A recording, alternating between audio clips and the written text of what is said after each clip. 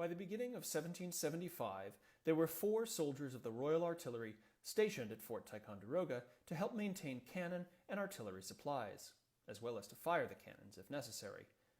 These men were drawn from the 4th Battalion of the Royal Regiment of Artillery, which provided small detachments to posts like Ticonderoga, Crown Point, and elsewhere across Canada.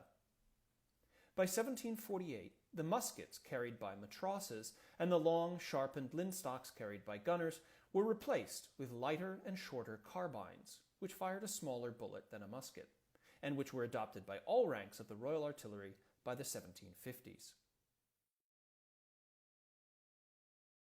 The first official pattern carbine for artillerymen was introduced in 1756. This example from Fort Ticonderoga's collections, with a 37-inch barrel of carbine bore, at 66 caliber smaller than that of a musket, shows the typical features of this pattern. Produced under the direction of the British Ordnance Department, components were made by a variety of contractors and assembled under the department's direction at the Tower of London. The lock on this particular example was produced around 1760 by Samuel Galton of Birmingham, England.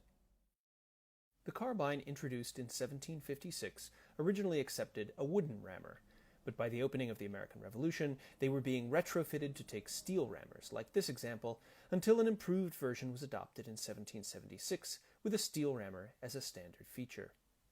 The uniquely shaped forepipe was distinctive to this weapon, but generally these carbines exhibit the same overall form as the land pattern muskets carried by the infantry, merely reduced in scale.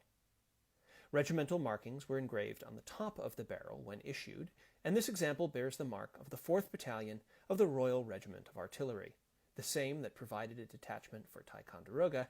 However, additional markings indicate this weapon served with the regiment's 7th Company, which saw service in Georgia, South Carolina, and West Florida during the Revolutionary War.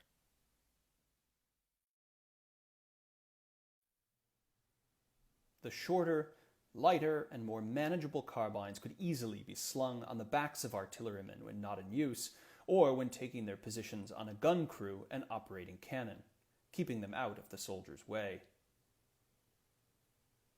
Slung over the left shoulder, resting on the right hip, is the unique cartridge pouch used by the Royal Artillery. It held fewer rounds than a standard infantryman's pouch, as his primary weapon was the cannon he helped to operate. Stored in his pouch, or attached to the buff leather belting, were a range of artillery-specific tools, including a brass hammer, priming wires, and iron spikes, which could be driven into a cannon's touch hole to render it inoperable.